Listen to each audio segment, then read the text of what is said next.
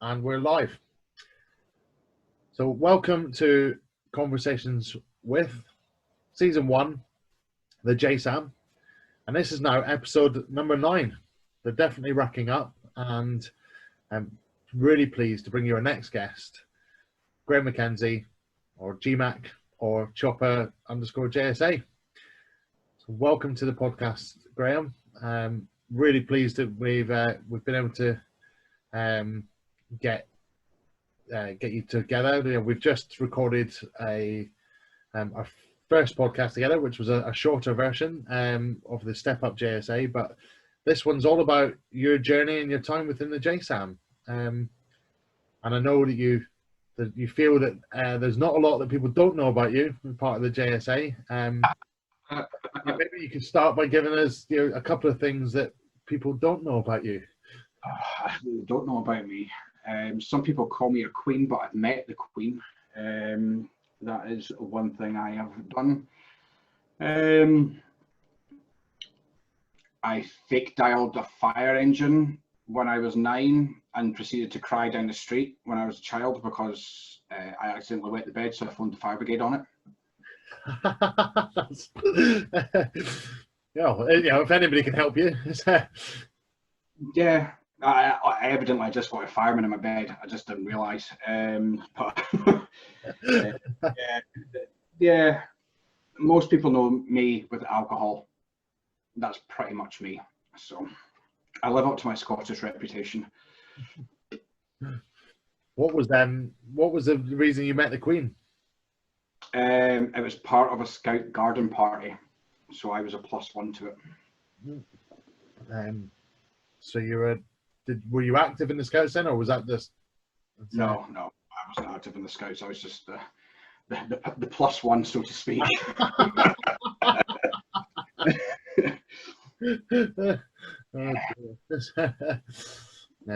I only asked that because I was part of the Scouts, but not one of the +1s. Right, no, my ex was part of the Scouts pretty actively, and all of his friends were all Scouts. So yeah, so I think a couple of them are actually in JSA as well. So they'll remember my face. And the other reason I asked is where I grew up was half a mile down the road from Fordle Firs, which is the headquarters. Yeah. That's not actually that far away from me, to be honest. Just slightly north of Edinburgh. Did you go to Blair Atholl Jamboree then? Yes, I did. Yeah, I got cancelled this year. That's because of COVID, I expect. Yeah, it's every 2 years, so I think it's going to be back in 2022. So I think a lot of people are gutted about it. As much as scouting was never my thing, I knew that was a massive part of their scouting calendar for a lot of people, so they'll all be a bit gutted about it. Yeah, and part of the reason I asked the question is you're known for climbing mountains now, and I just wondered whether that had come from your younger life, or whether that was a new thing. No, like me, it's a bit of spur of the moment. So I woke up in the morning and I said, I'm bored, I'm going to go and climb a mountain for the first time. And that was it. I went and climbed Ben Lomond in April. And that was it. I went and climbed it at like 4 o'clock in the morning. I had a head torch on and everything. And I went and climbed it on my own. So not just I'm going to go and climb a mountain, I'm going to go and climb a mountain at 4 a.m. Yeah, I'll get an idea in my head and I'll go. The reason I go early for a multitude of reasons. One, I'm not very friendly with people first thing in the morning. So the earlier that I am there, I won't see anybody, so it's fine. I beat the crowds, so I'm not the fastest going up or down a mountain. So I like to take my time so I don't feel rushed when I see hundreds of people walking past me. And yeah, it's just get it up and down early, and then you can just spend the rest of the day doing whatever you want to, because you've climbed a bloody mountain, so you don't need to worry about the day. No, and where you live then is close to wonderful mountain ranges. Yeah, it's pretty close. I think I'm 45 minutes away from Ben Lomond, which is the southernmost Munro. But there's loads about. There's loads about. On the other side of the Loch Lomond, there's the Arrochart. We call it the Arrochart Alps. So it's four mountains in a range sort of thing. And yeah, there's various different hill climbs and stuff like that. There's loads about here. I think Ben Nevis is 2.5 hours away, give or take. So even the tallest mountain in the UK is accessible. Oh yeah, it's accessible. Don't get me wrong, it's a long drive there and a long drive back if you do it in the same day. But yeah, it's certainly drivable without a shadow of a doubt. And so you mentioned the word Munro. Do you want to tell people what that is in case they don't know? Yeah, there was a little bit of a laugh and a joke about this because we climbed Penny Fan during Valley 3 and I refused to call it a mountain. It's not a mountain. It's not over 1,000 feet. So to me, it's not a mountain. To many others, it is. But Munro status has got various different levels to it. But the minimum one is its height. So it has to be over basically 3,000 feet. So the shortest Munro, I think, is Ben Vane that I've climbed, that I nicknamed Den Bitch because it is like that at points. It is so steep. And I was like, oh, fuck this. Like, I've done Nevis twice, and Nevis is a slog, but I was just like that, and I'm like, I can't be arsed with this.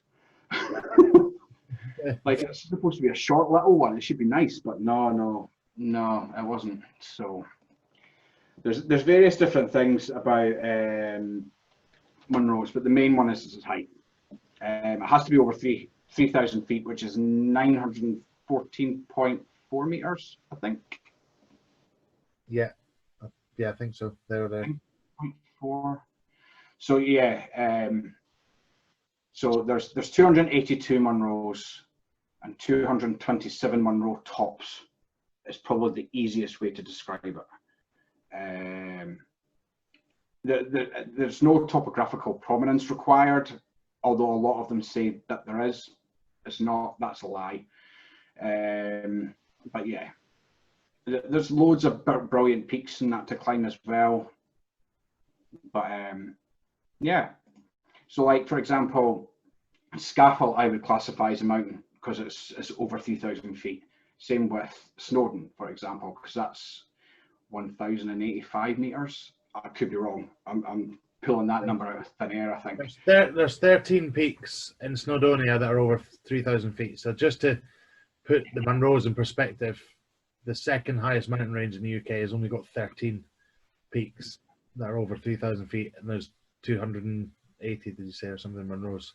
Yeah, I mean, like you've got Glencoe, which has got loads of different peaks on it. That's where like the Bond movies and that have been filmed as well, up in Glencoe and stuff like that. It's a beautiful part of the world, it is, and I am going to climb every single one before I die, without a shadow of a doubt. It's just the northwest of Scotland is a beautiful part of the world. It really is. How many of you? So the phrase is bagging a Munro, isn't it? Yeah, it's bagging Munros. Yeah, so I bagged 42 now. So that's good going from when you did your first one, April last year. Yeah, April last year to August, and then just a couple of weeks ago, it re-picked up again because of COVID, because the mountain ranges got shut. So some were done illegally during COVID. I was very quiet about it, put it that way. But you just, yeah. I've climbed 42. I want to do them all, but it'll be interesting. Because I've only done ones that are walkable, that don't have any ridge walks or stuff like that. So I'm going to start ending up on some of them where it's going to be like ridges where you're basically walking across a triangle of stones and you're just walking on the top of it, sort of thing. And then you've got Inaccessible Pinnacle, which is known as the most difficult Munro because you need climbing gear or you can't get down it. You have to abseil off it. So Sgéir Diarg is the Gaelic term for it, but inaccessible pinnacle. And that is the most difficult Munro to climb. And that is on Skye, the Isle of Skye, where JSA have gone camping before. I did not know that. Yeah, so there is camping stuff that's happened. It's happened twice, and it was twice last year that it happened. Once I climbed Nevis as part of the Bali 3 challenge, and then went across to Arisaig, which is about an hour away, and camped there for a couple of nights. And then the other time we went up to the Isle of Skye. To get to Skye from anywhere in Scotland is a pain in the arse. It is difficult to get to. So like from Glasgow to the Isle of Skye, I went up with Andrea, so a lot of people know Andrea, and it took 5 hours at least to get to Skye, just to the island before actually getting to the campsite. So that's just about the same length of time she's got to prove her sourdough for. If only she was cooking sourdough at that point. But yeah. So, but like it's a beautiful part of the world. It really is. It's why it gets voted one of the most beautiful places in the world everywhere. The only problem with Scotland is the weather because of the latitude of the country. But when it's sunny, abuse it, which is kind of what's going to be happening over the next few days because the sun's supposed to be out. So. You're going to bag a few more in the next few days then? Hopefully. There's a couple that are closer to me that I want to bag, but then the rest are going to be, I need to do camping trips for it because there's no way I'm going to drive for 3 hours and then climb. There's like some that I can do 9 in 2 days, or I can do 14 in 3 sort of thing. So that's going to be just in the hills and camp, and then come back. So try and make a weekend of it. But again, it's weather in Scotland and it's mountains, so it changes in a flick of a dime. People that seen the Ben Nevis climb from last week would see how quickly the weather can change from nice and sunny and views for miles to can't see in front of your face. So it can change pretty quickly in mountains, and you need to be prepared for that. So yeah, you're often carrying gear just for the chance that it's going to change, or the likelihood. Well, yeah, that's it. You need to. I think when I went up Nevis, I had 3 different types of gear with me for each type of weather event, sort of thing. And up Nevis, every single weather event happened. It snowed, it was hail, it was windy, it was raining, it was sunny, it was everything, all seasons into one. It was 12 degrees at the bottom and it was -6 at the top. Yeah.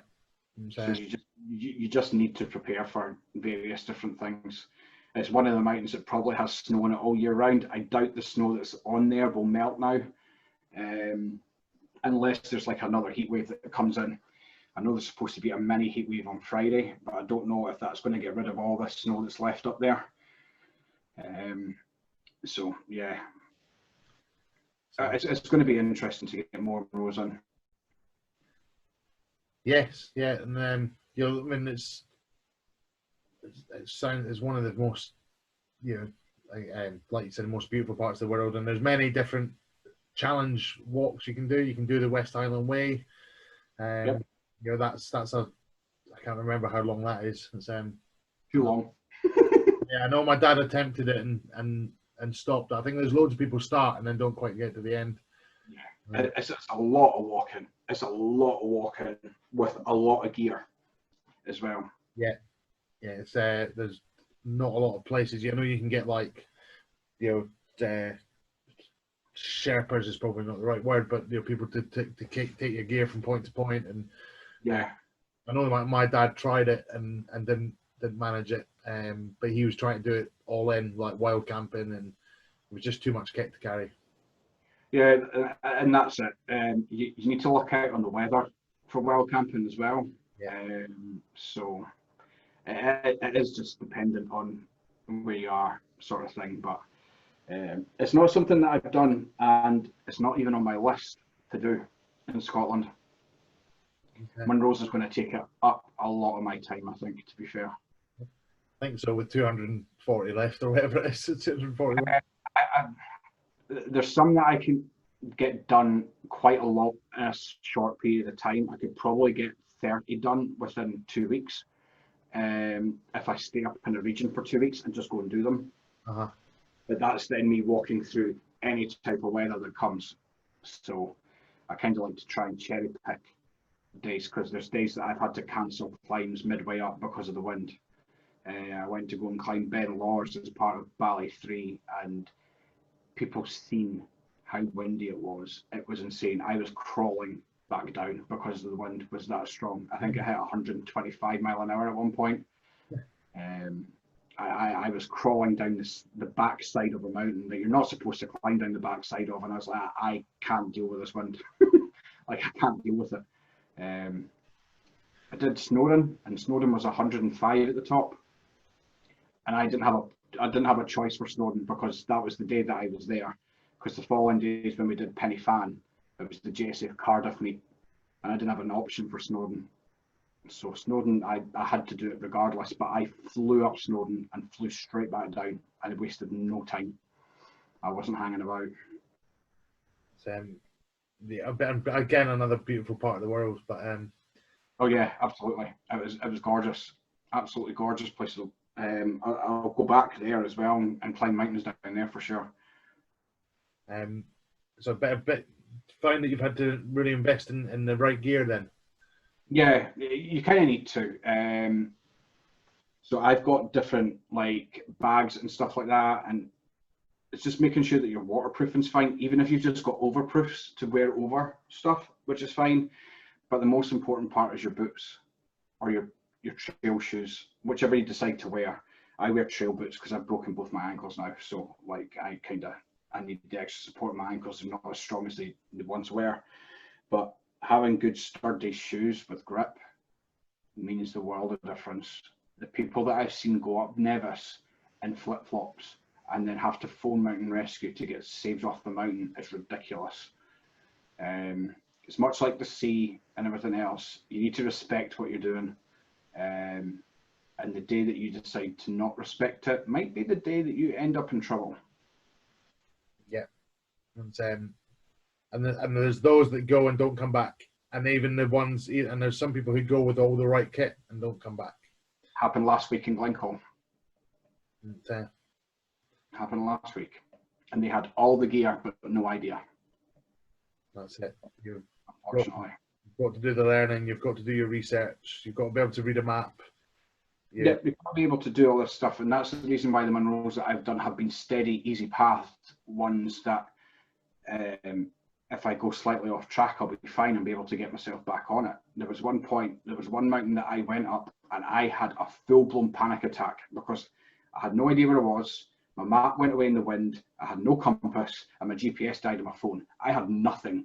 I was on the top of a mountain, getting towards the peak, but I didn't know which direction it was in, and I had no idea where to go or what to do. Granted, I kind of calmed myself down a bit and then managed to get myself back to the path that I was on, but that was scary, and that was me on my own. So you kind of need to be sensible when you're doing this sort of thing, and you need to have backups. So when I went up Nevis, for example, last week, I knew the pathway and I knew which side of the cairns I had to walk past on the way up to the top, so I was fine. But my GPS died on 3 different apps on the way up. All my recording apps died on the way up, and if I didn't know where I was, that would have been a problem. So yeah, you need to be prepared for it. Yeah, and if you are going, make sure you tell somebody you're going in your route and when you're expected to be back. Yeah, it is a long way down, and it generally will not end well for you if you go the wrong way. So yeah, you need to be careful. But it's something that I'm going to try and get a bit more training on and probably end up doing more. I took a whole bunch of JSA people up Ben Lomond in August last year. I think there was about 16 of us, and it was while IFS was on, because I didn't go to IFS last year, and that was good fun. It took a lot of people up their mountain for the first time, or Munro at least. So that was good fun. So yeah, again, another different experience for the the JSA. It was, Yeah. Those are the things that like you said, if they go up for the first time, maybe people have carried it on. Maybe people want to go again. Some people might have said, oh, I'm not doing that again. That's Yeah, very much so. But it's very much a matter of, right, I've climbed a mountain. Yeah. That's a tick off the box. For others, it's like, right, okay, I've got the taste for this now, because Ben Lomond is probably one of the easiest Munros in Scotland by far. And it's not easy in the same respect, especially if you're not used to it. So, yeah. And that was evident in the time frame that it took, because some people were done it in 4 hours and others did it in 6. Do you know what I mean? So there was a scale of difference. So it just depends on your ability as well, to be fair. Yeah. Well, hopefully that'll encourage some more people to go and give it give different things a go, and even in their local area. Yeah, I mean, if you're going to climb a mountain in Scotland and you want someone to go with you, give me a shout. I'll go. Yeah, I just enjoy it. It gets you in the great outdoors, and as long as the weather's okay, it's good fun. And you'll definitely sleep that night. You 100% will. I think after Nevis last week, that was the first proper mountain climb that I had done this year. Especially, well, in terms of height, it's the biggest in the UK, and I slept like a log. It was the best sleep that I've ever had. There you go. I think that, and you get the fresh air that knocks you back out as well. So, how long have you been part of JSA then? Do you maybe start talking about your journey? Where were you before? What made you join? Right, so I think I've been in JSA for 2 and a bit years, I want to say. It's definitely 2, I think. I think it's either just coming up for 2 or it is 2 now. I've been an admin for 18 months now, so yeah, I think actually about 2 years would probably be the point. Before that, I've had various different problems with health. A lot of people kind of know the general gist of that. I am one of the unfortunate ones to have had cancer more than once. What is it that I say to people? More than once, less than 4. And I've had several problems and still do have problems with my spine as well. So I ended up putting a lot of weight on and ended up at my biggest at 27.12, so 27 stone 12. I don't know what that is in kilos. I probably 157 or something like that, without doing any calcs on it really. I was massive. I was huge, without a shadow of a doubt. My waist was like 56 inches. I can wear my suit trousers as pajamas that fit me head to toe now. How tall are you? 5'10". So that, yeah. Short and fat.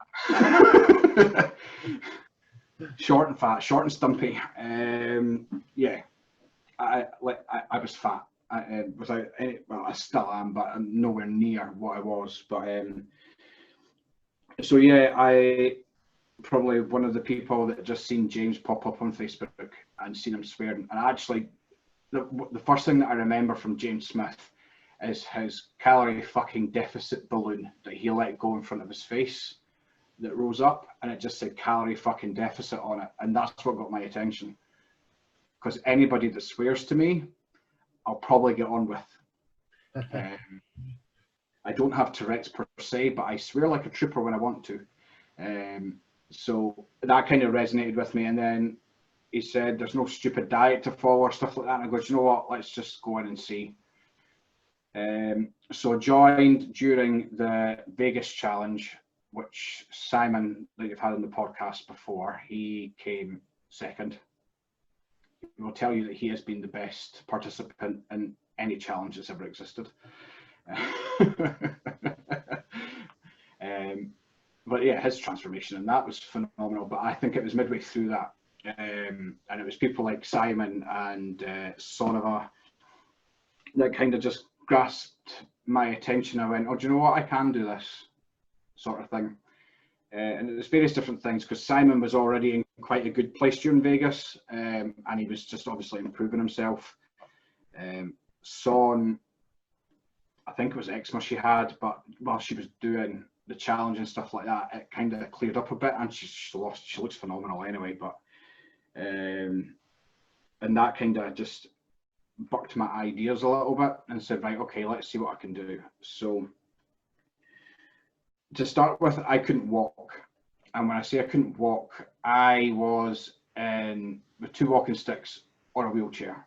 I couldn't walk to the end of the street for many reasons, one being horrendously fat, but the other was my spine. So with my spine, it's called focal and peripheral neuropathy. So the easiest way that I can describe it to people is that I have discs that go into my nerves in my spine.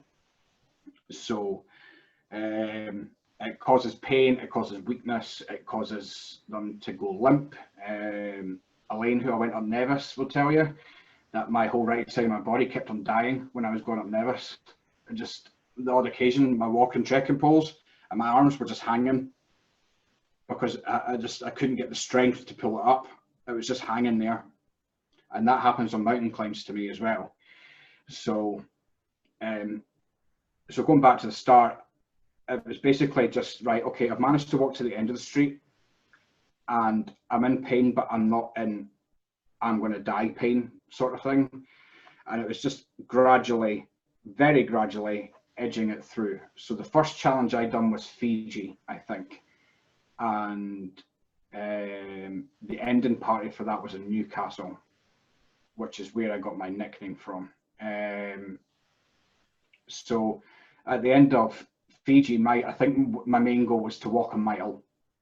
Now, to a lot of people, especially if they see what I've done now, they'd be like, walk a mile? What? Walking a mile to me was like doing a bloody marathon and then some. So I had both walking sticks and I walked that mile. Okay. I just done it. I walked the half mile out and the half mile back. And how did that feel at that time? Oh, it was euphoric. I was absolutely euphoric, because I was told that I would never walk again. I was told that I would always live a life on crutches and in a wheelchair. I was told you'll basically never manage to do anything. Good luck. Pat on the backs. There's meds. Go and take meds. See you later. So like, to put that into perspective, the meds that I was on during Fiji, I had to take nearly, I think it was 54 tablets a day during Fiji I had to take. And now I'm only on 9. So, well, even if you measure your progress just by the number of tablets you're taking, then yeah, that's incredible. Yeah, that was it. So Fiji was the one that I managed to lose a lot of weight in those 12 weeks sort of thing. But it was just, there was a trigger point when I was away on a fitness holiday with my ex's sister, and I was round the corner just picking stuff up from the store, and it was a fitness holiday, and I was fat. I absolutely get that. There's the photos I use from it. You can see me with my big massive ghillie hat and whatnot, and I'll always remember being round the corner, and there was 2 people who I thought I liked at that point, and then quickly came to dislike. Turned around and goes, I don't even know why he's here. Why didn't he just stay in bed or stay at home? So that was my trigger point to say, fuck you. Like, I've been invited here just as well as you have. And yes, I did struggle during that fitness holiday. Without a shadow of a doubt, it was bloody painful. And I broke my ankle on the last day before it ending and going back into Vegas. So that kind of put an extra pre-joining then. Yeah. This was pre-joining, so it wasn't much difference though. It wasn't much difference. I think it was the July. Yeah, because it was 5, 6, 7, 8. No, was it June? 5, 6, 7, 8. I can't remember. June or July, and I joined JSA July, August time-ish. So it was pretty close together. But on the last day, this Chinese woman shoved me off a rock so she could run to a toilet. To give like a little bit of scope to where I was in the middle of a canyon, and the nearest toilet was 2 miles away. A mile wade through river first, and then a mile hike back to the start point. She shoved me off a rock just so she could start getting back to the toilet quicker. I obviously wasn't prepared for it and went straight down on my ankle, and I just heard that, and I knew instantly that it was fucked. And I was just like, I don't know what to do. I don't know what to do. I don't know what to do. I don't know what to do. So that like the guys that were helping us get through the river walk strapped it up as best as they could. My ankle was already this size, and I had to walk 27 stone of me a mile through water and a mile through a dirt track to go back to the bus to get carted off to Vegas from Utah. So it took like 4.5 hours to get to Vegas. But that kind of showed me the tenacity point. Kind of in my, granted, there was nothing I could have done, because you can't get a helicopter into a canyon that's wide enough for 3 people to stand like that with their arms out. So you can't get a helicopter in there. You can't get winched out. So you have to walk it. You don't have an option for the matter. So yeah, that was an experience. So that was my trigger point. That was the point where I was like, do you know what? I can do this, and fuck anybody else that thinks otherwise. And that's kind of where my trigger point kind of came in, and where my journey started. And JSA fell right into my hand at the right time. Yeah. No, I was in JSA when that started. Was I? Yeah, I was round about the same time. So right at the start of your journey then. Oh yeah, I was at the start. Yeah, there's photos of it on my Insta somewhere. I'll find it. I look like the Michelin Man with a hat on. I'm just trying to image it. My face was circular. That's the easiest way to describe it. Yeah, I'm trying to see if there's another photo. There's a photo that I've got up there, but I look like a militant lesbian, so I won't pull that photo down. I think I did my first face-to-face pictures, because I'd always done side-by-side pictures, but I'd never done a close-up of my face, and I was shocked looking back at my face. Yeah, and how much I'd lost from that. I think that's a really good measure when you think through. Oh yeah, I mean, like it was. Yeah, it was round. It's the easiest way to describe it. Anybody that sees the pictures and stuff like that, they keep on saying that it's not me. Same. But that's the same. Once you've been that big and you lose some weight, especially when it goes from your face, you really notice it. Yeah. And that's, you know, a brilliant. How much have you lost to date then, or in total? I think the lowest I was 15.4. I was 16.6 when I stood in the scales yesterday. So that's 11 and a bit. I think yeah, 11 and a bit, and it was basically 13 stone was the most that I've lost, give or take a couple of pounds. So I've lost a whole person still. Yeah. But yeah, it's happened over challenges in JSA, Fiji and Bali 3. Those were the 2 challenges that I'd done. And yeah, it was it's the community aspect of JSA that kept me going. Some of the friendships you make, a lot of people can get intimidated by the group to start with, but friends come and go, as they always do in life, but there are some people in there that will be lifelong friends to me. Absolutely, without a shadow of a doubt. And that's what I've said to them. I go, sorry, but you're now in my close friend circle, so you're stuck with me. So, well, That's, and that's brilliant that you've got that those people are part of your close friends circle, because they've seen the change and they supported you and you've supported them, through something that previously, maybe other close friends hadn't supported. yeah. Yeah. It's actually it's quite surprising, and a lot of people see this, and a lot of people actually comment this in the JSA group, is that one of the great things with the whole community aspect of it, you won't get on with everybody, you absolutely won't, but in the same respect, you're all there for the same common purpose, which gives you something in common straight away.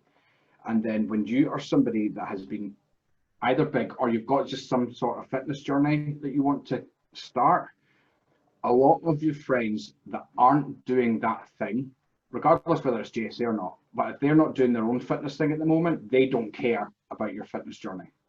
No. A lot don't care. Whereas you've got a group in there of 22,000 people that do. And that is the main driving point.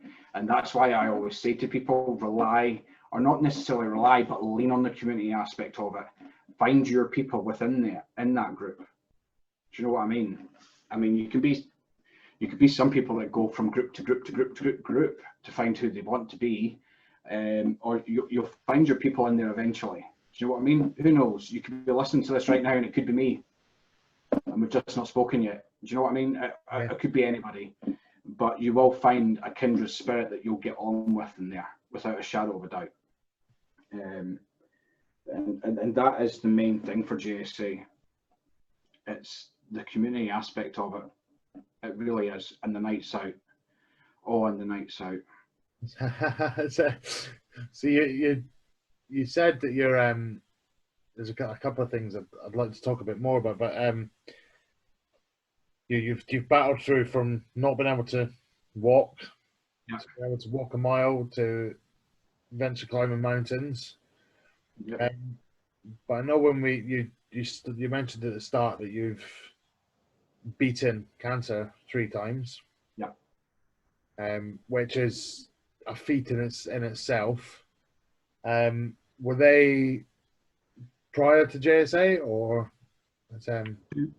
2 were prior, and 2. Sorry, 2 seconds. My camera was about to die. 2 were prior, and 1 was during. 1 was actually quite recent. Some people knew, some people didn't. So if you see me in the JSA camping in Skye in September, that is when my Instagram died, because I didn't post anything while I was going through it all until March of this year. So I just kind of, I think I posted some stuff when I was drunk in Mexico and LA, as I always do. If you get to my stories and I'm drunk, get ready for a show. Yeah, I've been very unlucky in the aspect that it's been 3 different types of cancer that I've had, but I've also been extremely lucky in the fact that it's been caught early all 3 times. Yes, I've had surgeries and whatnot, and yes, I have had chemo, blah, blah, blah, blah, and I've had different treatments as well. But compared to others, I've had it easy, and I still wouldn't wish it on my worst enemy. So, without a doubt. Absolutely not. It's just horrible. It's horrible to go through it. And I know we kind of spoke about this on the other podcast, but Sarah Gosling at the moment, I don't know how she does it. She's done the step challenge in June and July and smashed it. And I remember when I was going through the worst of it and I didn't want anything to do with it. That's part of my problem though. When I'm ill, I throw everything out the window and grab all the food. That's my problem. And yes, I probably should go and speak to a therapist, just like what Jack was talking about. I should probably go and speak to a therapist about the way that I look at food and how I treat food, because I kind of go through phases. If I'm not well, I just chuck everything out the window because I don't care. I've kind of got this aspect in life now where, especially if I keep, because I go to the cancer centre every month now, so every time I'm there, I just think, oh, well, this is it. Even though it's not, by any stretch of the imagination, I think, oh, this is it. Fuck it, I'll go and eat this pizza, and I'll go and eat this ice cream, and I'll go and do this, and I'll go and do that, and I'll eat whatever I want for a week. And I'll just pile on weight. And then everything comes through that's fine. It's like, oh, right, okay, wait a minute. Right, I better get back on it again. And it's kind of this circle where I'm trying to stem that flow of the circle. I'm getting better at it by all stretch. Because, I mean, I was down to 15.4, and then I went up to nearly 19. I think it was 18.9. And then it's back down now to 16.6. So my weight has gone up and down, and it's not been something that I've been consistent at, and I will never deem myself as Mr. Consistent, and I will never give myself that hashtag either. To call yourself consistent, you need to show it, and I've not been. There's others that say they're consistent, but are they really? Who knows? I don't. But a bit like you've won the battle but not won the war. Yeah. I've won the battle. I've won a few battles and I've lost a few. So the war's still kind of in the balance sort of thing. And I know what I need to do. I've done it. And this is the annoying part of the psyche that I kind of run through, where I'm just like, I'm literally throwing the paper in the air. Fuck it. I don't care. Well, because I've always run through the whole thing of the fact that if the cancer comes back, or if I get cancer again, which could very well happen, and it is very likely to happen, to be honest. I turned around the last time and said that I wouldn't go through any treatment for it, and then I went through the treatment for it anyway. But yeah, I can quite easily just see myself just throwing the paper in there going, fuck it. And I'm stopping that. I'm stopping it more often now, which is good. So yeah, it's kind of just the whole psyche aspect of it. It's a battle that I'm winning, slowly but surely, but I'm certainly winning it. And again, there's people in JSA that have helped with that as well, and that's the community aspect of it, because there's people that will notice if you're not posting the same and stuff like that. Andrea gets a shout out for that. She's like, you've not storied in 2 days, what's wrong? So she knows already that there's something wrong.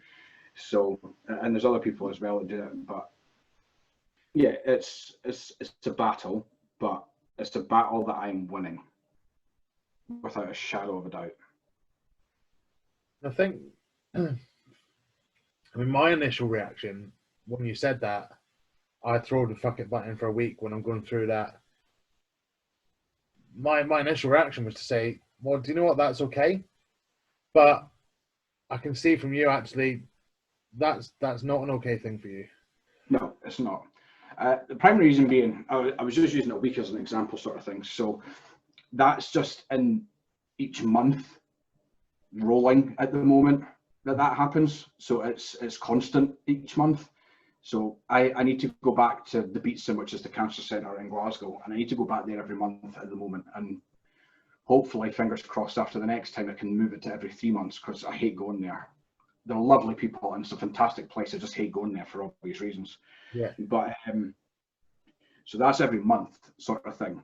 So when I had COVID, I think I just ate shit constantly afterwards because I was so drained. Mm-hmm. Like my body was empty and I couldn't give a flying fuck. Because granted, I ended up in hospital with COVID, but I was by no means terrible either compared to other people that ended in ICU and stuff like that. I never ended up in ICU. I was just in a ward. And I got out relatively quickly, thankfully. But again, it's that whole aspect where I see being ill. Now, this is going to sound kind of morbid, and I don't mean it to. I see being ill as a way of me becoming dead, so I don't care. because I've gone through so much stuff with like my spine and stuff like that, and being told so many times, no, we're not going to do anything, or we can't do anything, or just live with it, sort of thing. I'm just like, fuck it. What does it fucking matter then? And because nobody else cares about me, I don't need to care about me. It's not necessarily that nobody cares. No, that, you know, because there's lots of people that care about you, but there's it's the fact that nothing can help that situation. So if nothing can help that situation, at that point, I'm going, well, what fucking matters then? What, like, who cares? Mm-hmm. Like, it's not that they don't care. It's just like they said, right, we can't do anything for you. It's just like they wouldn't operate on my spine because I could walk, talk, and eat. They basically said, until you're crawling across the floor, shitting yourself and not being able to swallow, we can't operate on you. That's you know, so like, and then my weight ballooned, and then everyone's like, oh, well, look at the state that you've got yourself into. And that was a long period of me saying fuck it to everything. And that's where I got to the stage that I was. So I hit the fuck it button at 15 stone, whatever, when I first had the illness with my spine, and then got to 27.12, and then I'm now down to 16.6. So I am, as much as I've still got issues with health, I'm in a lot better state than what I was, because I've lost a lot of weight. So I am winning the battle. As much as sometimes I look at myself and I'm like, I'm not winning this battle, I know that I am, because I'm not 27 stone 12 anymore. I'm granted, I've been 15.4, but I'm 16 stone 6 today. Yeah. And as far as I'm concerned, I'm not 27.12, I'm 16.6. And as much as I've thrown the fuck it button more times than I care to admit, it doesn't matter in the grand scheme of things, because I've still lost all that weight in a relatively short period of time. So I'm doing fine. I just need to try and get the psyche aspect of it, kind of the battle winning. And I am winning that battle more. I am. But you always need to be able to look back to where you've come from, and then kind of go from that. So it's just like me looking up at that picture up in there that I'm not showing anybody, because I do look like a fat militant lesbian. But I know that I'm never going to look like that again, because I won't. I'll never let myself look like that again. I remember one time I looked in the camera when my weight was ballooning back up, and I went, nope, this isn't happening. This isn't happening, and went strict with it again. And that's the power of the photograph over versus the scales, or, you know, it's a visual representation.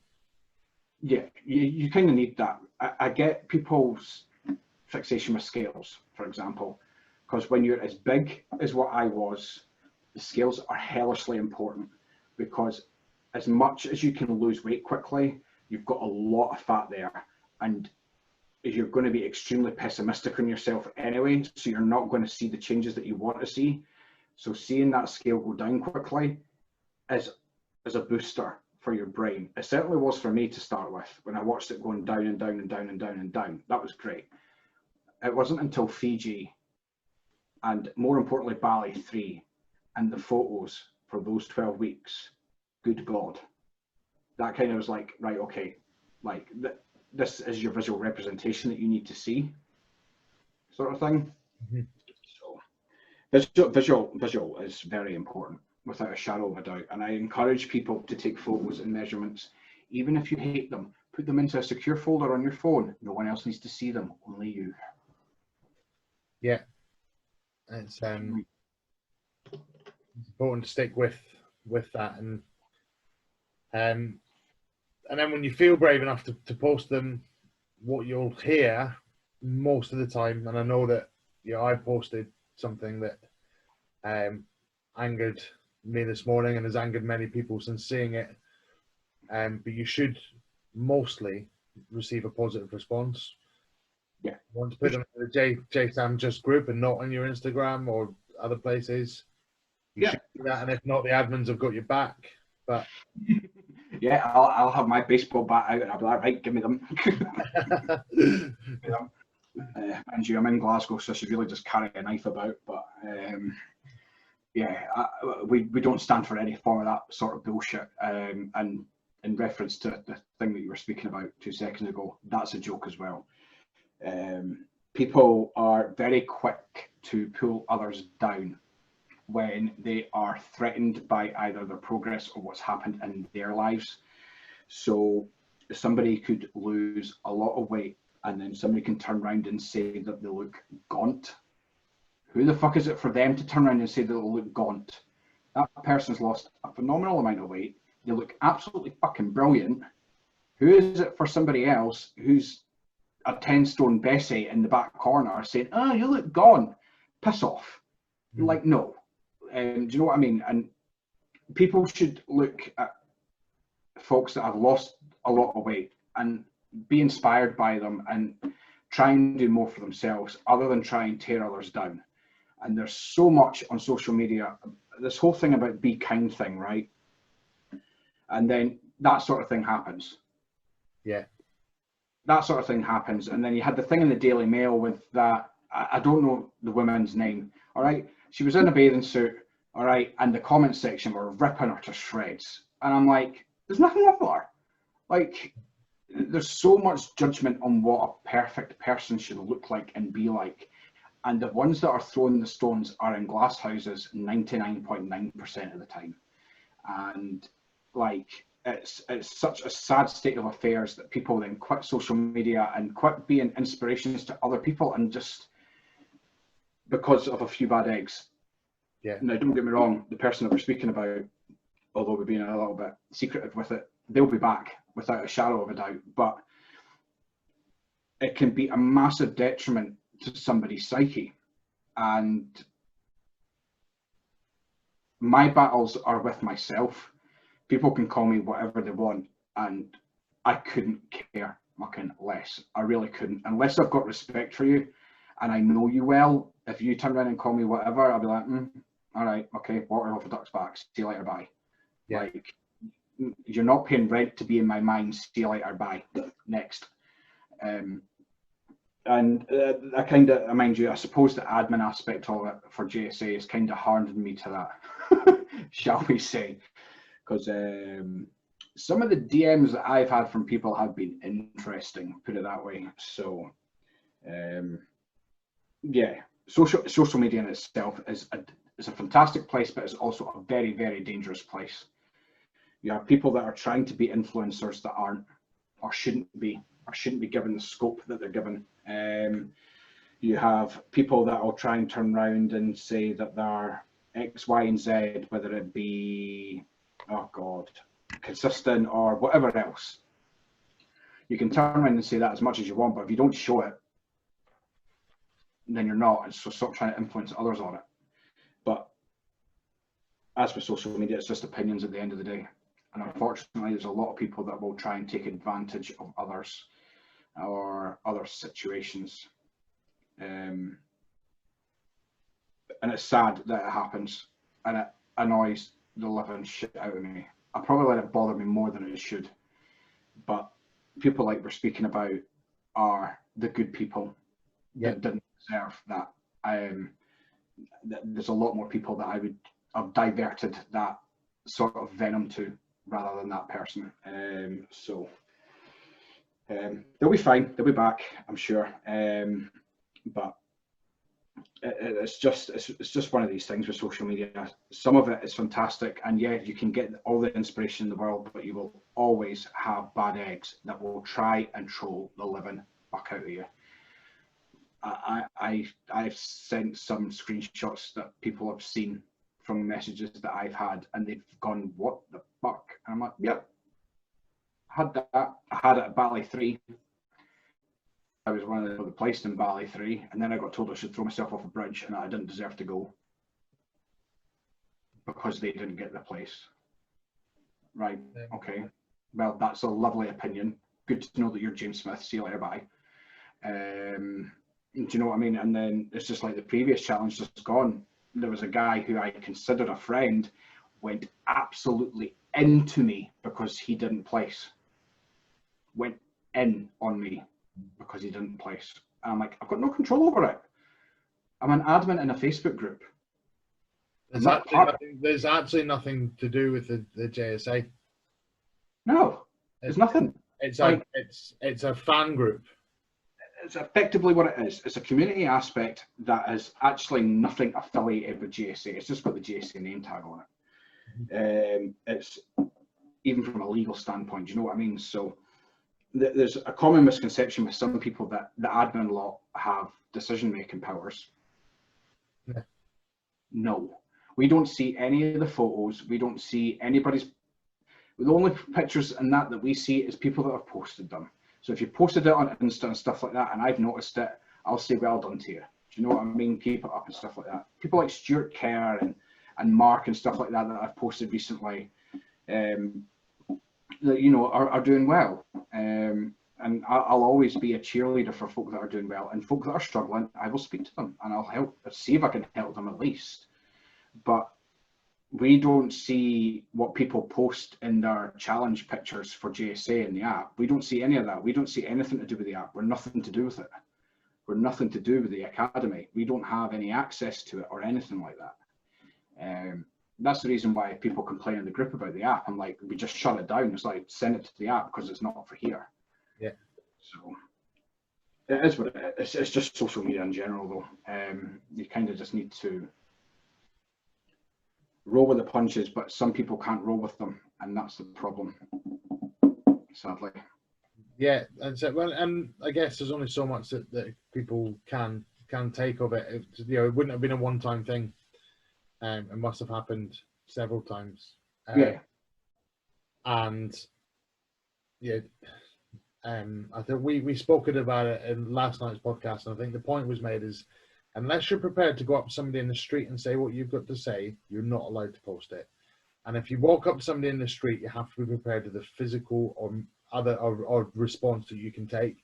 And if you can't take that response either, then you've also got no right to say it. And Yeah. I think that person summed it up on their story was, if you haven't got something nice to say, just don't say it.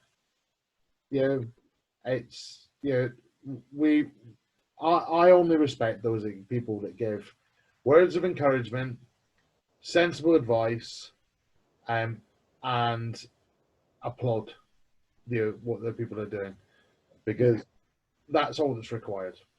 That's it. And don't shit on from where you've come from either, is another one. There's some people that are out there at the moment that will quite happily say that they don't care about the people that used to follow them in the past, where the majority of them have been from JSA that have given them the following that they have today, and that sort of thing. Don't shit on where you've come from, because it'll come back and bite you. And that's it. It just needs to be a little bit more supportive, and especially with something when it comes to weight loss, because that comes into body image issues and self-confidence and a whole range of things that you generally have a negative mindset towards, and we're trying to promote a more positive mindset of it. Mm-hmm. Which I think on the most part happens. I think on the most part it happens, and if it doesn't happen, we do try and nip it in the bud quite quickly. So, but unfortunately you can't control everything on Instagram either, which is pretty apparent from today or yesterday even. Yeah. So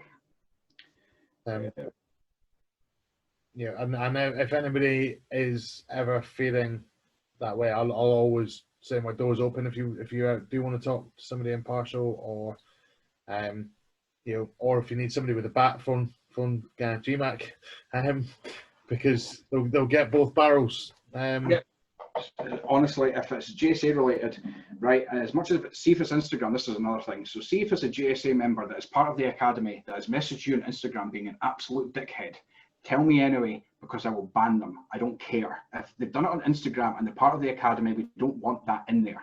So they'll be gone. And then they'll lose their little, oh, I got out of the academy, why have I been banned? And then we'll send the stuff off to James, and then James will see it and be like, no, you're banned, bye. So if anyone's been an arsehole to you that you think is part of the academy, speak to admin or send it to me, I don't care, and I will deal with it very, very quickly. I don't stand for it. So yeah, I look out for the members.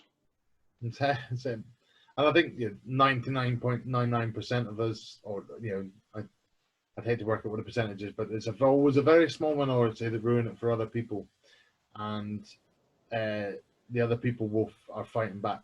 So, and you know, for the majority, it's a very positive, warm place where some results can be amazing. And I know that you're the only person to have placed in 2 challenges. Yeah. Which is a testament to that weight loss. And when you think about in 18 months where you've gone to where you are now, despite in that time spinal problems, cancer. Mm-hmm. And I think you spoke to me about and obviously some of those things are going to bring mental health. Yeah, absolutely. The mental health aspect of it has not been great either, but I've been very fortunate to place in 2, and I think that I didn't expect it. Everyone will tell you during Bali 3, because oh, you must. I'm like, there's not a hope that it'll happen, because it wasn't an unwritten rule, but it was just one of these things you place in a previous challenge, so you won't place again. So, or that's what people thought. It wasn't a general unwritten rule sort of thing. So I was like, I'm admin in the group, so like that would look shady. So that, and I've already placed, it won't happen. But luckily for me, it did happen. So I ended up in Bali in March, right before COVID hit. So I was very fortunate, very, very fortunate. And you were in the lucky group that had the full challenge experience and then was able to fly home normally. I shouldn't laugh. I feel for them. I really bloody do. So yeah, we left, I think, 2 days before they kind of got sequestered, and James had to leave to get back into Australia before they shut the borders. So James had to leave. So Bali 3 went out a week before Bali 4. And then we had one big night where the Bali 3 lot and the Bali 4 lot were together. That was a riot of a night, as you can imagine. And then we met up the day after. Bali 3 lot left, and then the whole COVID thing happened. James had to leave to get back into Australia, or he wasn't getting back in. It was a bit of a mess for them, unfortunately. But they did get got good experiences from it, hopefully. Just not the full week. And I think that's just the situation. You couldn't have predicted it, that's for sure. No, don't think anybody's predicted what's coming and how quickly it's coming. Somebody I know actually pointed out today, they were like, it's 5 months. Yeah. It's a long time for this to go on, and we're only just okay. There's hope that we're going to come out the other side. Will there be second waves? There's a whole load of other challenges to be thrown at us.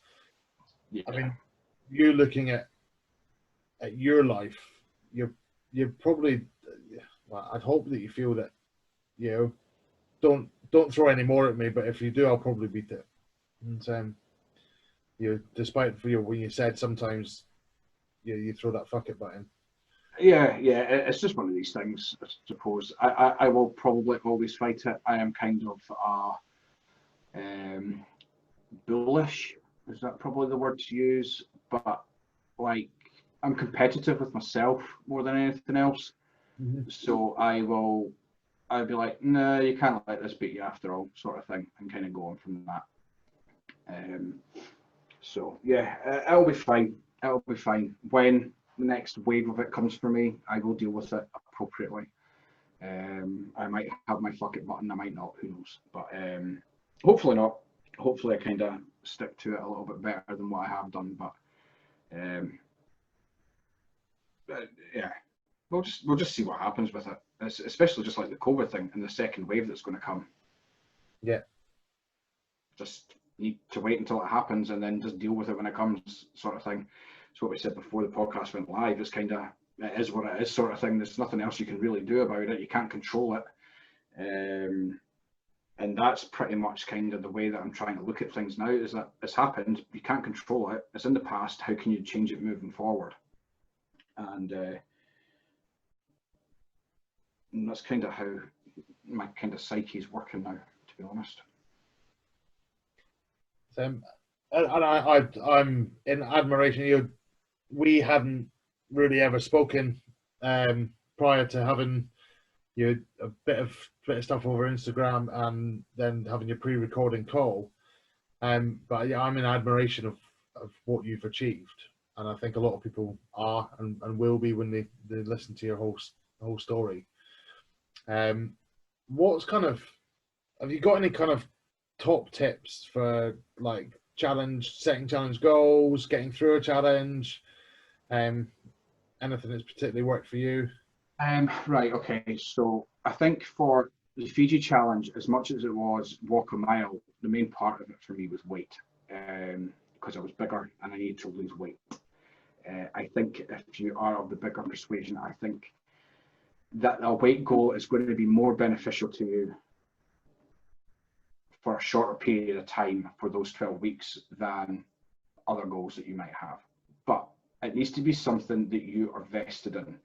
So for example, my Bali 3 goal, my actual measurable goal was inches lost. It was nothing to do with mountains at all. But I always have sub goals. And the sub goals are the ones that get me to my end goal. So let's say, for example, you want to lose 12 inches, right? Well, how are you going to lose that 12 inches? You're saying that you want to lose these 12 inches. That's great. But how are you going to lose it? You can't just sign up to something and say, I'm going to lose 12 inches and then go, right, I'm just waiting for this to fall off. You need to have a subset ready to go. You need to have a plan in place to be able to start working towards that. So when I was wanting to lose whatever the inches was for Bali 3, I was like, do you know what? I climbed my first mountain in April. Let's go and climb 12 mountains in 12 weeks. Let's do a mountain a week. That's probably going to be achievable. I ended up doing 15 and 12, but it was just one of these things. But that set up me being able to lose those inches. So as much as your goal is measurable, you need to have your sub goals or an idea of how you're going to get to that measurable goal. Because you can't just say, I'm going to lose 10 inches and expect 10 inches to fall off your body and not move. Mm-hmm. So whether it's the fact, if you're looking at your, let's say a week up to a challenge, so you sign up for the challenge 10 days before it starts, log your food for that first week before the challenge starts and see, right, okay, so I'm going over quite a lot. So I think my sub goal, for example, is to reduce my calorie intake by 300 or whatever it is, and do that for the first few weeks and see how I get on. Like the first 2 or 3 weeks, for example, because you should see a difference in your weight or your measurements at that point. And then various different things that you can do to kind of make it work for you. But if you've got a measurable goal, have a sub goal for it. So for Fiji, it was weight, my sub goal was walk a mile. For Bali 3, it was lose inches and it was climb mountains. Granted, it was a bit out of the box. Climbing mountains was a little bit out there, but in the same respect, it was also something that got to that measurable point, which is pretty vital because you kind of need to hit that goal. So, yeah, find something that you've got an interest in that will help you get to your measurable goal, whether that is walking a bit more, whether it's running, whether it's playing tennis, whether, I don't know, it's going to a glory hole, I don't know, but whatever it is that's going to get you to your goal, go and do it, that you enjoy. Maybe a glory hole might not be the best option for you to get your achievable goal, but like, it's just that sort of thing. Do you know what I mean? Just find something that you enjoy that's going to either get you out more, reduce what you're eating, and help you get to what your goal is. Unless it's building muscle, then eat more. But for the majority of people in JSA, it's losing fat or maintaining. So yeah, that's kind of how I would go about it. That's probably pretty long-winded for what I meant, but yeah. Well, yeah, before you maybe tell me about your trip to Bali, What about, I know a big part of the JSA, and you've mentioned it, people know you for alcohol, and your ability to consume amount of alcohol drunk, more than most people. Yeah. So you've really, your journey has been 18 months, gone quiet for 6 of those. There's only a 12-month period really, Yeah. which you've lost all that weight and everything, but a big part is the meetups, the live events, the book tours, the family that goes alongside it, the walks, all those type of things. So, tell us a bit more about those nights out. What was your first one? What's led to going more? JSA nights out. They're a thing of the past at the moment because of COVID. Yeah. There's potential that there's going to be 2 in October at this rate. I think the Ipswich one is redone for the same weekend that the Glasgow one might happen again, which is the middle of October. But I've set a provisional date out for that for the October one in Glasgow, but I am by no means confident. I've got no idea how it's going to go, so I've not really told anyone to go and book flights or stuff. I know which of the 2 cities or 2 places I would choose, and it's not Ipswich. Bless Bond, but Ipswich. Just see, for me, getting to Ipswich from here, West it's, East. it's Oh, a network. flight and 2 trains, or it's like 4 trains, or it's like a flight, a bus, and a train. And I'm like, no, no. That might be okay getting there, but coming back with a hangover wouldn't be very pleasant. Yeah, what I will say to people is that if you plan to drive to a meet and you plan to drink, don't drive, get a cab. I drove to Cardiff, I drove to Snowdon, then drove to Pennyfan, and then drove to Cardiff, had a massive night out, and when I mean massive, I was wanker drunk at 4 in the morning, lying outside the hotel on the floor, waiting for an Uber Eats to arrive. And all you can hear on my Instagram story is, I was sparkled, put it that way. And I fell asleep outside the hotel at 4 a.m. in the morning, and then had to drive from Cardiff to Glasgow. Sam, I think I stopped 3 times for a nap, at least. It was the worst drive I've ever done. So don't do it. Get a cab, get a train, fly, do whatever. whatever. Just don't drive it. Don't drive it unless you intend on not drinking. But yeah, so the JSA nights out are mainly end of challenge meets. There's obviously other ones in between. So the end of challenge meets were generally planned for like the end of a challenge sort of thing. So it's in between results and the new sign up sort of thing. So the first one that I went to was the end of Fiji, which was January last year. And that weekend was probably one of the best weekends of my life, just for the sheer fact of the amount of alcohol that I consumed and purchased and managed to still walk by the end of the weekend. I met everybody for the first time. I was absolutely petrified because I hate meeting new people face to face unless I'm drunk. So I met a whole bunch of people at the hotel. I had a couple of drinks and then I went and got people from the train station to their hotel so they felt a little bit more comfortable that we're also feeling a bit iffy. And then went out Friday and Saturday and got absolutely fucking plastered. It was just such a good weekend. It really was. And that can be said for a lot of the weekends, actually. I think all the weekends away that I've done, so Cardiff, Cheltenham, I didn't do Bristol. So yeah, I've done Newcastle, Cheltenham and Cardiff, and all 3 of them were brilliant weekends. Cardiff is when Liverpool won the Champions League, because Gemma was celebrating in my face that Liverpool won, and I wanted Tottenham to win because I'm just not a fan of Liverpool. But yeah, so it's just really good. And when events get set up, if you're nervous about going to it, everyone will tell you don't be and go, because there's a lot of people there, and yes, that's intimidating, but trust me, once you speak to one or two people, you'll be fine. And then you'll realise the same as every single one of the previous guests has said, almost word for word. Yeah, it's there's those that go for an hour for the first time. There's those that will go and stay the whole weekend, have the best nights of their life, like you said. When you are meeting all these people you know of, and you feel like you've got a connection with, that reaffirms that. You meet other people that you didn't even know existed.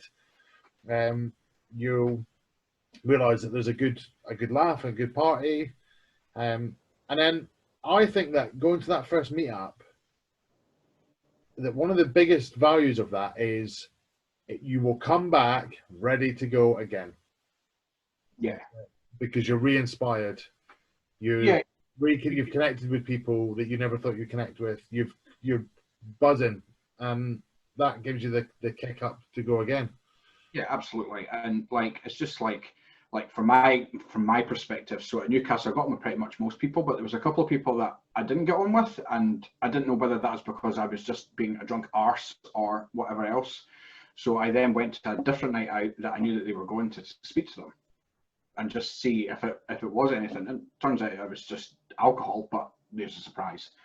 But like, on the most part, you will find friends or acquaintances that will make you feel more relaxed. So when you post in the group and you see a couple of people, it's like, oh, I remember you from the night out, sort of thing. And it's just that little connection spark that you need to make you feel a little bit more confident in what you're doing, then go for it. Honestly, it's so much fun. Like the book tour in Glasgow and stuff like that, there was a couple of people that were absolutely petrified about going. So I made a point of saying, let me know when you're here, I'll come and say hi for a couple of minutes. And there was a group of JSA people in the Glasgow lot that all sat together. And it's one of these things that it's the community aspect of JSA that keeps a lot of people. Yeah, it really is. So yeah, Newcastle was the first one. That's where the nickname came from, because I was drunk. And then yeah, so hopefully Glasgow will happen in October, but I'm going to wait until phase 4 kicks in Scotland, and then as long as there's no second spike, then we should be fine, because Scotland's not recorded any deaths for COVID in 12 days now, so we are okay at the moment. So fingers crossed that kind of maintains itself a little bit. Ready to invite the English in and ruin it all. Hadrian's Wall can go back up. You can all piss off. I'm going to do a Trump and build a wall. Yeah, hopefully. Of course, there's Ipswich as well, which could be easier for a lot of different people to get to as well. So if it does happen, I'll let the folk know. But it's just one of these things. But yeah, lots of alcohol, lots of dancing, and lots of good fun. There's never been a fight that I can recall. There's never been like people getting bottled or smashed or whatever else. I mean, I've walked Pippa into a lamppost by accident because I was drunk. Sorry, I shouldn't laugh, but I was laughing at Graham. Yeah, I think that's a true testament to the group. Yeah. You can meet up, get hammered, walk somebody into a lamppost, and for them to forgive you. Funnily enough, the day after she asked me to be admin in the group, so it must have knocked some sense out of her. That's a brilliant story. It's just like this is now the the year anniversary of Cheltenham. So like you've got my ice cream dance from the Sunday when I was still drunk, and I'm dancing in a bar eating an ice cream sundae because I just wanted ice cream. You've got the infamous burp that I'd done from the night when I was walking. Yeah, if you're not a fan of air movement from people's mouths, don't go into the funny section of my Instagram. I think it's under JSA Nights Out, because the first one you'll get is me belching. It was impressive. Yeah, and as Cookie rightly said today, it's just the shock of your face afterwards. So it was just unexpected, but yeah, it's honestly, there've been some really good nights out, and if I'm ever going to a night out and you're going and you're nervous, shoot me a message beforehand. Just tell me that you're going, and I will make a point of coming and saying hi to you. And that's a good thing with the community aspect of it. So yeah, absolutely. It's impressive. It's what's kept me there. I think I said that in my podcast. The thing that's kept me in is the community. Yes, the app is good. The support from the coaches is great. But we find a family in a lot of people.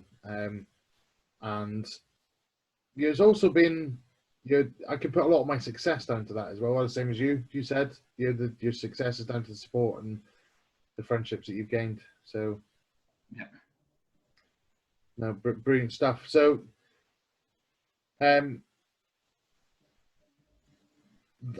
we've covered so much, and an incredibly insightful story. Is there anybody like, in terms of like, books to read, podcasts to listen to, Instagram accounts to follow? Have you got any recommendations? oh God, right, here we go. Let me think. So Instagram accounts to follow will be the easiest ones to do. So like some of the people that you've had on the podcast. So Simon, for example, I always say that the two most consistent people that I've ever seen in JSA, number one, male-wise, is Simon. So the active insurance guy. You should give him a follow. And female-wise, there's a lot of females that are consistent. But Kay, and I don't know, it's Kay changed her Instagram tag actually. Let me check. Yes. Let me check. Kay. Yeah, Kay Gets Fit JSA with underscores in between the words. They are the main two that I would say that are. But I mean, like, there's so many people now.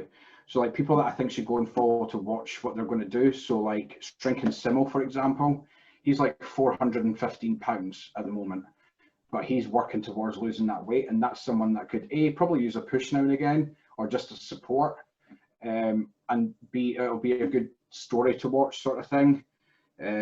Cookie, if you know Cookie Challenge V2.0 or whatever his username is at the moment,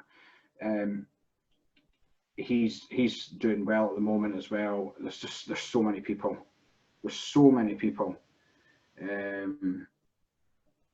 If you want bacon inspiration and stuff like that, Lord Lucy, I was with her in Bali. She is an amazing human being. She really is. I think everyone should follow all the team leaders. But I could be here for ages. If you want a laugh and a joke at people's stories, Andrea, I mean, like, she made me a dick loaf. You know what I mean? So, and actually, her journey's been quite incredible as well. Yeah, she's been absolutely knocking it out of the park recently, and she's looking fantastic. She really is. And there's so many people, like Karma yourself, which is Jane. She's just a lovely human being. There's so many people. I could be here forever. Books I'm not a huge reader of, but Atomic Habits is probably one that you want to read. But I'm not a huge avid reader of books. I've read James's book, which is obviously a great insight and stuff like that.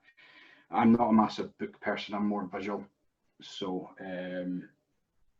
yeah, just I'm trying to think who else to follow on Instagram. There's so many different folk. I mean, Chris Toher that you've had on the weekly podcast, Stuart Kerr, and people like that, the folk that are just chipping away at it day in and day out sort of thing. And don't follow the people that say that they're self-declared this, or I am this, or I am that. It's other people that decide it. Do you know what I mean? People that turn around and go, I'm a legend. Sorry, what? No one's given a legendary status or a legendary status badge. You don't get a Blue Peter badge for being a legend, and that sort of thing. No, but you can have an I'm an odd badge if you want. Yeah, I would love a I'm a broken alcoholic badge. That'd be great. But it's just be careful with people on social media, especially on Instagram. If they turn around and say they're consistent, make sure that they're fucking consistent with it. There's people out there that will call themselves Mrs. Consistent, Mr. Consistent, this, that, and the next thing. Make sure they practice what they preach. Yeah. If you want people to influence you and you want to be influenced by people, take away the facade or the foggy lens of JSA thinking that everyone's brilliant, and actually look at what they've done. And once you've looked at what they've done, you'll realize that some of them don't practice what they preach. But it's people like that that are trying to push like discount codes and stuff like that so they get money back and stuff like that off it. I understand the reason why they do it, don't get me wrong, but for me it shouldn't be as part of it. Like, as one of my hashtags is off you fuck, bye. Don't need that sort of stuff. But there's lots of people to follow. There really is. I honestly, there's just so many people coming into my head about it. Fantastic. Now, just to, I thought we'd end up in a maybe a pain point for you, but so maybe something for you to look forward to. In terms of, before we maybe talk about the travel, you obviously went to Bali, and I think you storied a lot of that. Sure. What was that experience like in for you as a placer? Is it somewhere you've been previously? Is it somewhere that was on your destination list? Because I think one thing that I'd always point out about a challenge is you should go into a challenge first and foremost for you. If the prize is a driver, great, but never be upset that somebody else has won it. But that is definitely a driver for a lot of people. So, how was that experience? Was it the experience of a lifetime that it's perceived to be? Yeah, so I've been to Bali before. So I went to Bali with 4 other homos, and let's just say I shouldn't have went there. Because some of them are a little bit more pretentious than me, shall we say. So one of them didn't want to lie on a sun lounger because it didn't match the complexion of their skin. That's just a little hint at how bad they were for that week. I left early because of it. So I had a little bit of a bad taste in my mouth about Bali, and I was looking forward to going back. I was also going back a lot fitter and a lot healthier than what I was back then as well. So first and foremost, it was just a chilled experience. There was no rush, we must do this, or rush, we must do that. It was just chilled out. Some of the experiences, obviously the Bali 4 lot did differently to us, but we went on a private boat thing with other folks and diving off a boat into the sea and into the Java Sea and stuff like that. Do you know what I mean? You just can't put a monetary value on that. Well, I'm sure James could, but I'm sure James could, but do you know what I mean? I don't know if James can. Sure can. Yeah, so it's probably like stop this now. But it was just such a good relaxed time, and you got to know James and Darren more as well, which is probably something that I'm more thankful for, because you always see these personas online, and you know that everybody's going to be slightly different than what they are online. Nobody's 100% what they are in front of a screen. And it was good just to actually just chat to them and speak to them and have a laugh with them. And same with Lucy Lord. Honestly, what a woman she is. She's honestly so nice and so funny. But it was just a chilled experience. And yeah, I would go and climb 30 mountains to do it again. Without a shadow of a doubt.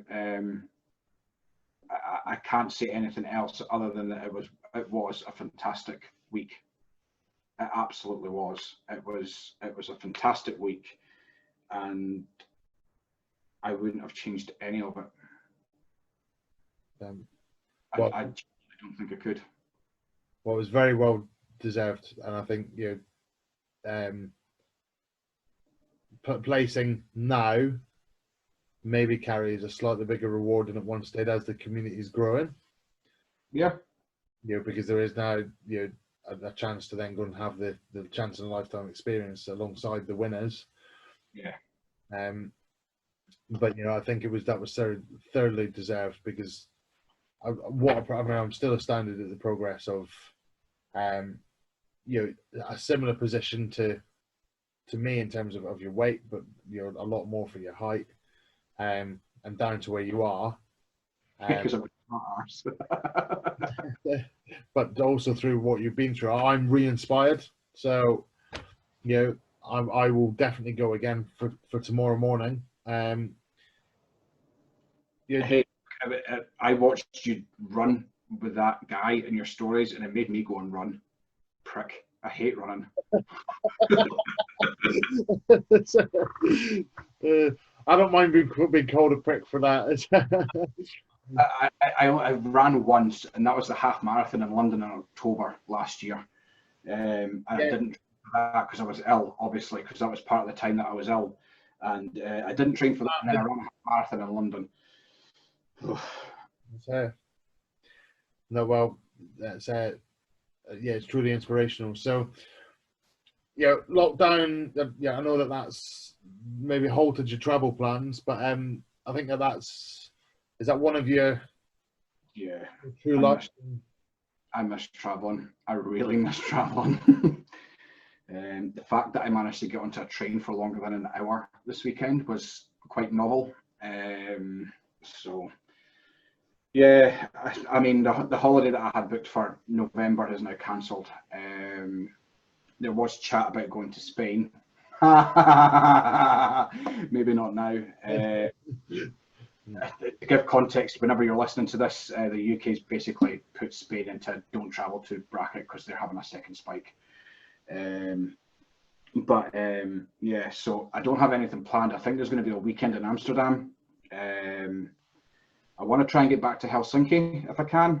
Helsinki was a fantastic city. It was a city that I wasn't expecting much from, and I basically did it to get my BA status to silver, to retain it, sorry, and I had some of the best meals of my entire life in Helsinki. The food was amazing, so yeah, probably go back there if I can. And then after that, it is now looking like Australia in 2022, possibly, and get over there during the winter for here. So get over there in their summer. So I'll just fry because it'll be like 45 degrees and I'll die. Being Scottish, anything over 20 you burn. So yeah. So hopefully that'll happen. Just kind of see what happens with COVID and see when these second spikes kick in and kind of just take it from there, really. Yeah, see where you are day to day, I guess. Favorite country you've been to? Oh, now that's a question. That is a question.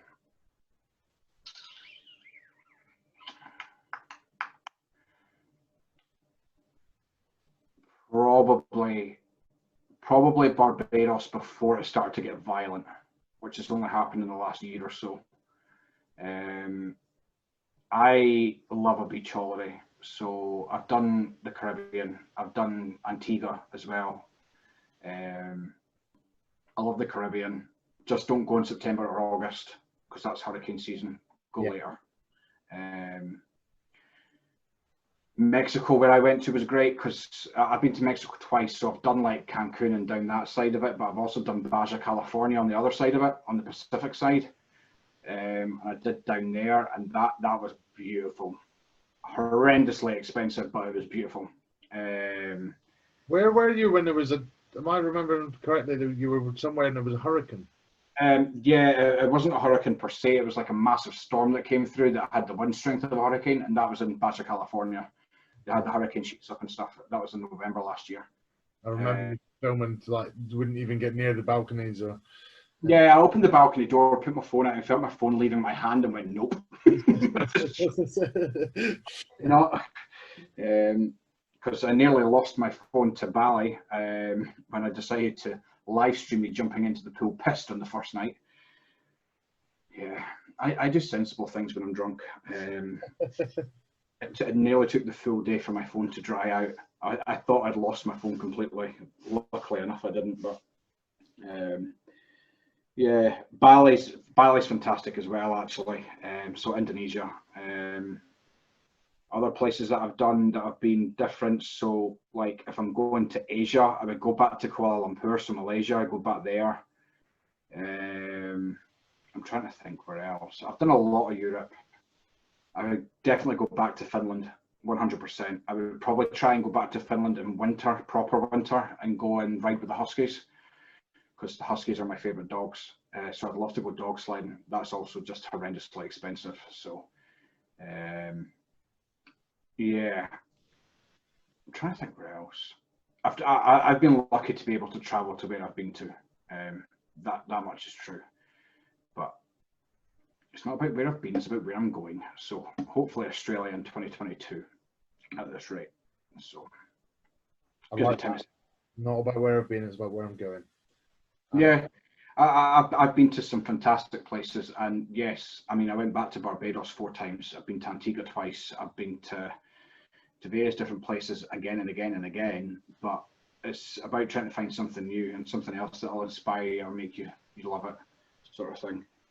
I'm just not looking forward to the spiders in Australia because I am petrified of them. There's a few out there. Yeah, and the size of this. Yeah, that's when there's going to be an issue. So I was speaking to my partner's parents who are in Melbourne in Australia, and they were talking about the huntsman spiders, and I'm like, can you please just cut the chat about them, because it's literally one of the reasons why I've not gone to Australia yet, is because I'm petrified of spiders of any description and size. So please don't talk about them. Just no. Yeah, just no. Fantastic. Well,